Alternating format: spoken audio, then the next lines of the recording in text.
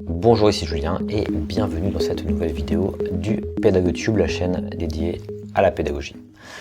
Aujourd'hui, je souhaite aborder avec vous une méthode particulièrement simple à appréhender et qui pourra vous aider à gérer vos projets personnels, mais surtout à collaborer à plusieurs à l'accomplissement d'un ensemble de travaux.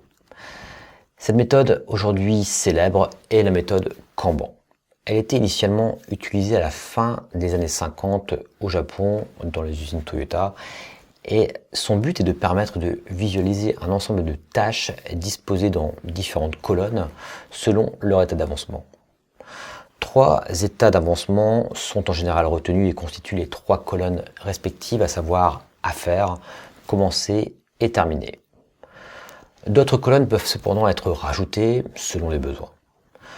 Dans le développement informatique, par exemple, il est courant, par exemple, de rajouter la colonne backlog, dans laquelle nous listerons l'intégralité des fonctionnalités à développer juste avant la colonne à faire.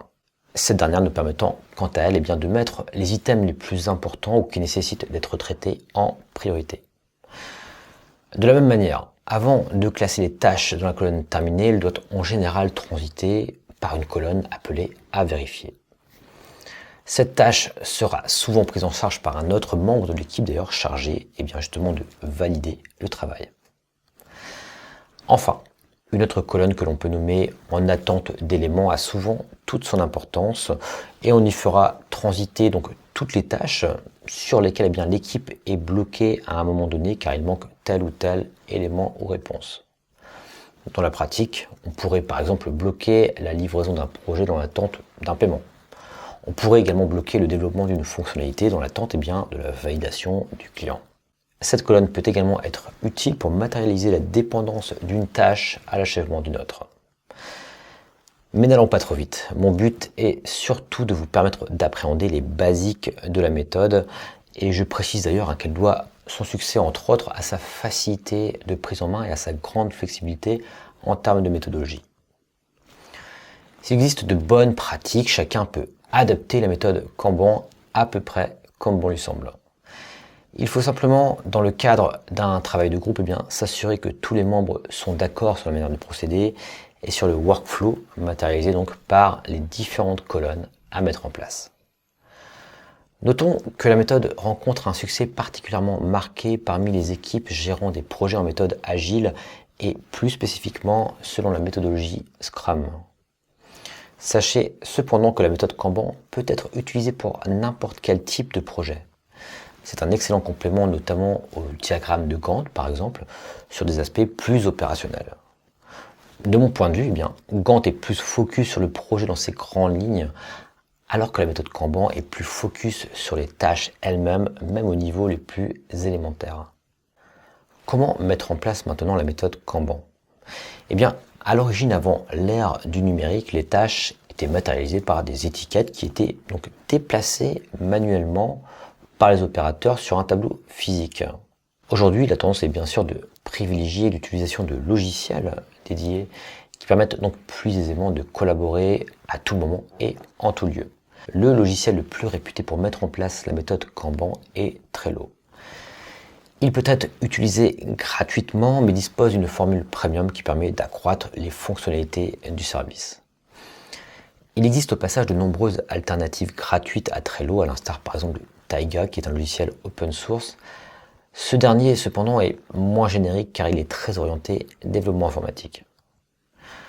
Je souhaite ici vous permettre d'appréhender la méthode Kanban, quel que soit votre domaine d'activité. C'est pourquoi Trello, dans sa version gratuite, me semble idéal pour commencer. En préparant cette vidéo, j'ai d'ailleurs particulièrement apprécié le didacticiel proposé pour les nouveaux utilisateurs. Dans un premier temps, je vous propose donc en guise d'introduction aux principales fonctionnalités de le parcourir ensemble.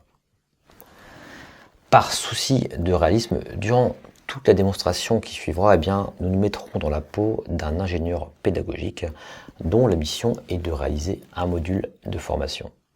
C'est parti. Je vais me rendre pour commencer sur Trello et créer un nouveau compte pour un ingénieur fictif que l'on va appeler Jean Dupont. Nous arrivons alors sur le petit didacticiel dont je vous ai parlé. On me demande dans une première étape, donner un nom à mon tableau ou projet. Je vais l'appeler, dans mon cas donc, création d'un module de formation et je passe à l'étape suivante. Maintenant, on me demande de créer la structure du tableau avec les différentes colonnes qui me permettront, pour rappel, de classer les tâches selon leur état d'avancement. Par défaut, Trello me propose choses à faire, en cours et terminé. Je change simplement pour ma part choses à faire par à faire et je continue le didacticiel. Je vous montrerai bien sûr comment créer d'autres colonnes par la suite. Je passe maintenant à l'étape qui consiste quant à elle à créer les tâches dans ma fameuse colonne à faire. Puisque je suis en train de créer un module de formation, je vais par exemple créer les tâches suivantes: définir l'objectif principal, lister les compétences et lister les prérequis. Et je passe à la suite. Afin de me montrer les principales actions que nous pouvons exécuter sur une carte, on me propose d'ajouter une sous-tâche en utilisant la fonctionnalité checklist. Vous le verrez par la suite, cette fonctionnalité est particulièrement pratique. Je pourrais, pour l'exemple, noter dans la checklist de ma carte, pourquoi pas appeler le responsable des formations. Notez que l'item apparaît bien maintenant dans la checklist.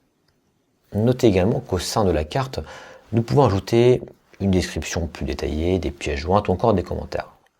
Nous étudierons de manière plus détaillée ces fonctionnalités par la suite.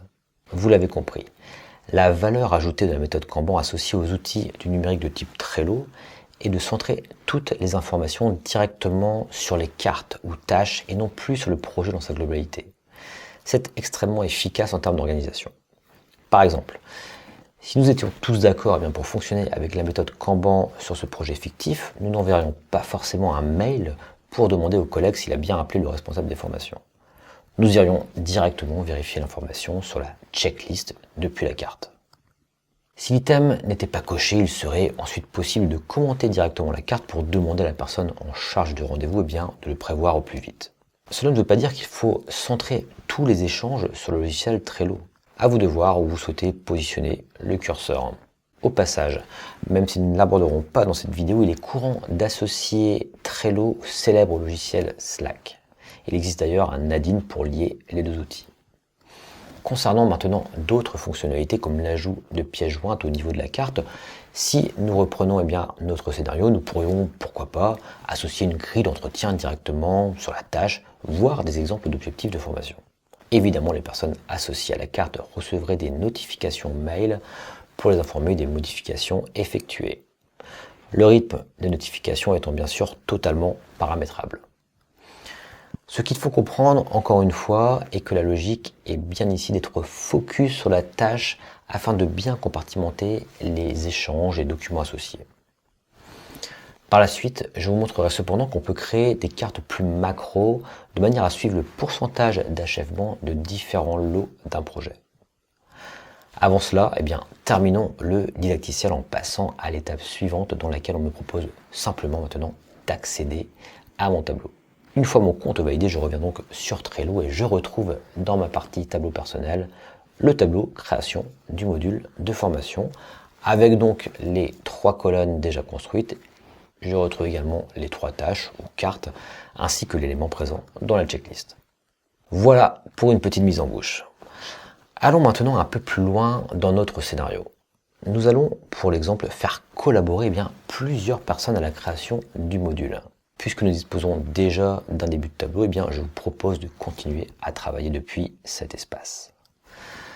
Pour commencer, c'est très anecdotique, mais je vais designer un petit peu le tableau en changeant le fond d'écran. Voilà qui me semble plus sympathique. Et qui des plus me permettra de bien distinguer mes tableaux si je suis amené à travailler sur plusieurs projets en même temps. Je vais également créer d'autres colonnes qui me semblent importantes en termes de méthodologie pour ce projet. La colonne Backlog, dont je vous ai déjà parlé, elle aura pour fonction de me permettre de créer toutes les tâches à la volée sans ordre de priorité ou d'importance. Je vais également créer la colonne en attente d'éléments qui me semblent également essentiels pour la plupart des projets.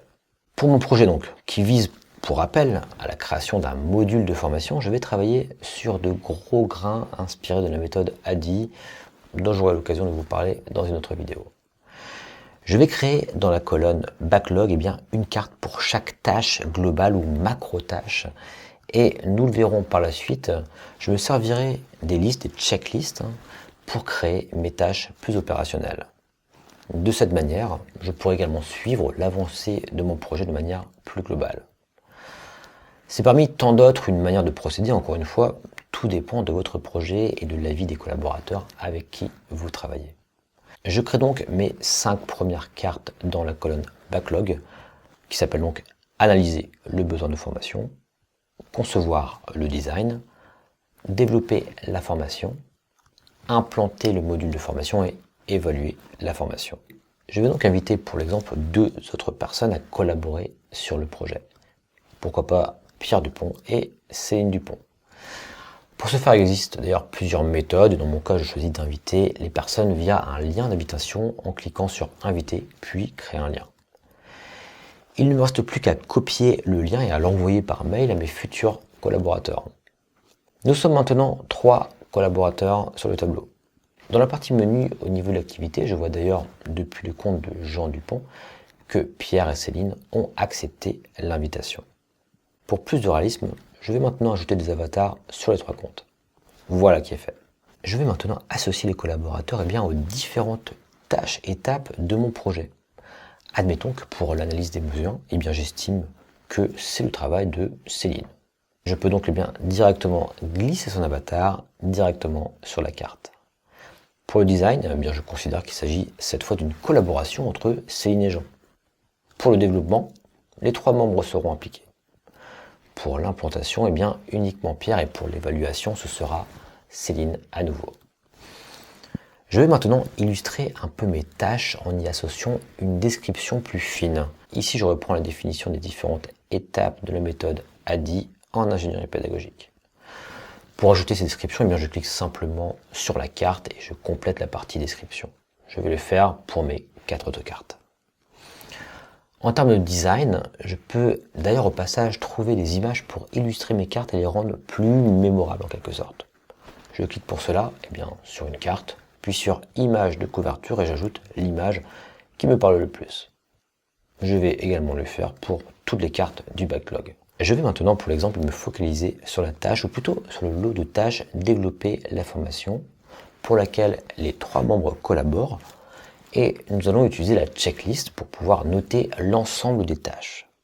Je clique donc sur la carte, puis sur checklist, et je note différentes tâches concrètes pour le coup à accomplir. Créer une chaîne Vimeo pour l'hébergement des vidéos. Créer un teaser de formation. Créer les vidéos de formation. Créer l'espace cours sur la plateforme Moodle. Créer les forums d'échange. Créer les activités de dépôt. Mettre en ligne les vidéos et associer des éléments interactifs via H5P. Je vais m'arrêter là, même si la liste pourrait être encore bien plus longue. Dans mon cas, mes tâches de backlog sont donc, pour rappel, associées aux checklists. Et cette colonne va me permettre de suivre la progression de chaque grande phase du projet, comme vous le verrez sous peu. Si vous avez réalisé un diagramme de Gantt au préalable, cela me semble une bonne idée de créer une carte pour chaque lot ou projet et toutes les tâches associées donc dans les checklists. Encore une fois, tout dépend du choix d'organisation de chaque équipe, l'important étant que tout le monde s'y retrouve. Pour continuer ma simulation, mettons-nous maintenant dans la peau de Céline. Je constate pour commencer qu'à chaque fois qu'elle a été associée à une carte, elle a bien reçu une notification matérialisée par la cloche rouge ici. En haut à droite, elle peut d'ailleurs accéder à toutes ces notifications et les marquer comme lues. Je précise à nouveau que, dépendant de ses paramètres de notification, toutes les informations transitent également vers sa boîte mail. Pour rappel, nous considérons ici que le projet est rendu à la phase de développement. Céline clique donc sur la tâche en question dans le backlog pour voir toutes les tâches qui y sont notées. Elle constate par exemple qu'il faut créer une chaîne sur le serveur de streaming Vimeo. Elle peut donc tout à fait, selon mon choix d'organisation, créer une carte dans la colonne Affaires et reprendre cet item qui lui semble prioritaire. Elle peut faire de même pour 2 autres tâches, comme par exemple créer le teaser de formation et créer l'espace cours sur la plateforme Moodle. Elle pourrait d'ailleurs très bien préciser dans la carte développer la formation qu'elle s'occupe, pourquoi pas, de la chaîne Vimeo pour commencer. Elle entre donc dans la carte et écrit le message. Voilà qui est fait.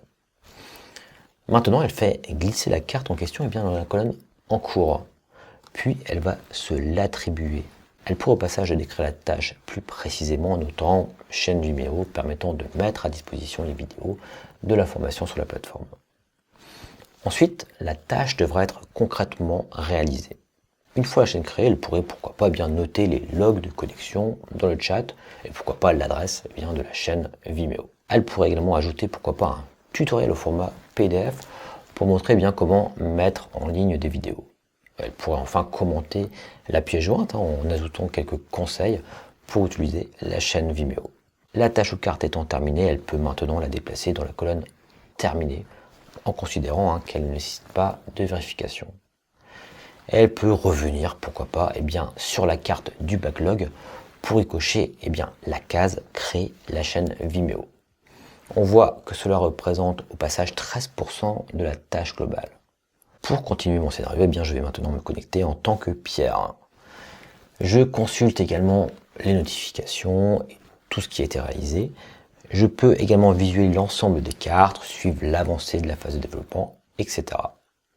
Pierre peut ensuite décider de prendre à son compte la tâche de création du teaser et s'associer directement à cette carte. Puis il va la glisser dans la partie en cours. Il informera également pourquoi pas de la même manière les autres participants via la carte développer, la formation, etc. Je pense que vous avez compris le principe, mais j'aimerais pour terminer cette vidéo aborder également la question importante du timing. Il est en effet possible de déterminer les dates limites pour chaque tâche avec éventuellement la programmation d'un rappel. Pour l'exemple, je clique sur la réalisation du teaser et je note qu'il doit être terminé pour une date précise. Les dates peuvent pourquoi pas être issues de votre diagramme de Gantt si vous avez construit un tel diagramme au préalable. Dans Trello, il est d'ailleurs possible de générer des calendriers, voire même des diagrammes de Gantt via ce qu'on appelle les power-up qui sont en quelque sorte des add-ins. Ils sont, je le précise, pour la plupart payants car il faut disposer d'un compte premium. À toute fin utile, précisons également que Trello est bien sûr utilisable sur smartphone et tablette via l'application dédiée. Vous pouvez d'ailleurs désactiver les notifications si vous craignez d'être envahi. Voilà, vous avez a priori tout ce qu'il vous faut pour commencer à travailler votre Kanban avec Trello ou un autre logiciel. Je précise encore une fois que l'utilisation des backlogs tels que je vous l'ai présenté me semble pertinente dans le cas spécifique d'un module de formation.